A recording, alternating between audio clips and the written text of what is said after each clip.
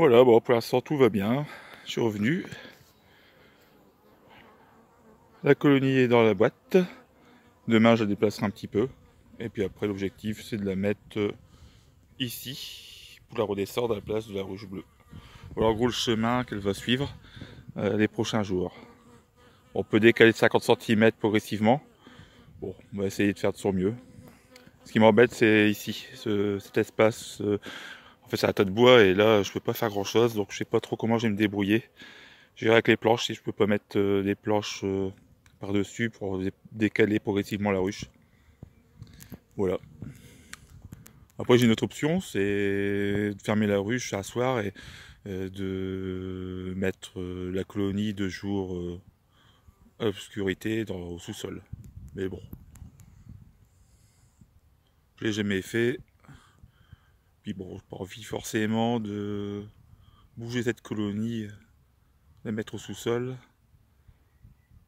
En plus, il y a encore les colzas, il y a du pollen, donc du nectar, c'est vraiment idéal sur des conditions parfaites pour le développement d'une colonie. Alors, sur un commentaire, il y a une personne qui m'a dit que les sapes venaient venir d'ici, du rucher. Bon, en fait, ça peut être une possibilité. Alors, ça peut pas être de cette colonie-là, parce que sinon les seins ont été gigantesques.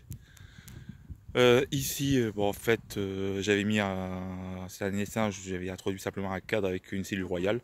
Donc, la reine n'est même pas encore fécondée. Et si elle a été fécondée là il y a quelques jours, il faut encore quelques semaines avant qu'elle se mette vraiment à pondre. Ici, il y a eu un remération, donc j'ai ouvert. Il y a un peu moins d'abeilles que d'habitude, mais bon, il faut dire que le remération, il est assez ancien. J'avais même dû introduire des cadres pour qu'elles fassent des cellules royales, des cadres avec de la ponte fraîche. Sinon, bon, c'était une colonie qui était dédiée à disparaître. Donc j'ai ouvert, j'ai vu une cellule royale ouverte.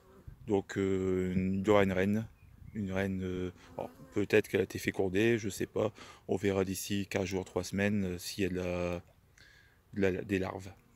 Et du coup, on va operculer. Et enfin, cette dernière colonie.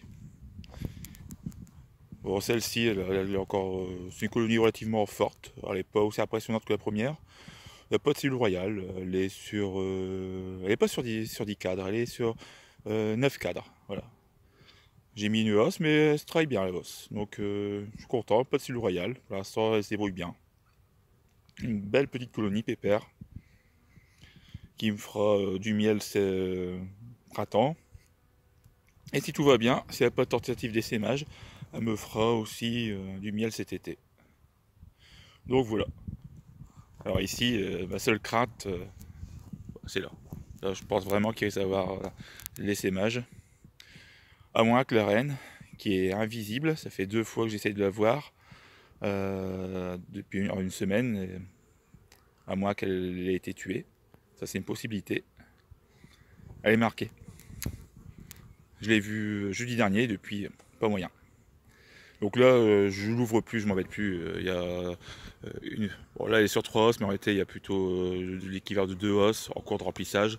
La troisième, je l'ai introduit parce qu'il y a le colza en prévision d'une grosse mielée, mais pour l'instant, ils n'y sont pas.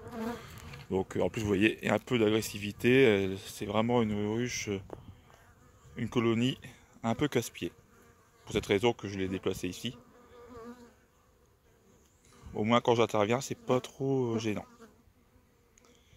Alors, beaucoup de personnes disent que le colza rend les abeilles agressives. Bon, ça peut être une possibilité. C'est vrai que c'est une mielée où elles sont un peu sur les nerfs. Et des mielés bien plus calmes. Puis là, on les voit, elles ont du jaune sur la tête. Voilà. Bon, le colza, je commence à voir des premiers champs commencent à verdir. Donc c'est la fin. Les 2 autres champs qui sont un peu plus en hauteur, un peu moins bien exposés, il y a quelques jours de retard par rapport au premier champ. Donc je pense que d'ici, j'ai encore une semaine. Je ferai ma récolte le week-end du 1er mai. Donc j'aurai une semaine d'avance par rapport aux années précédentes. Habituellement, je fais plutôt ma récolte à partir du 8 mai.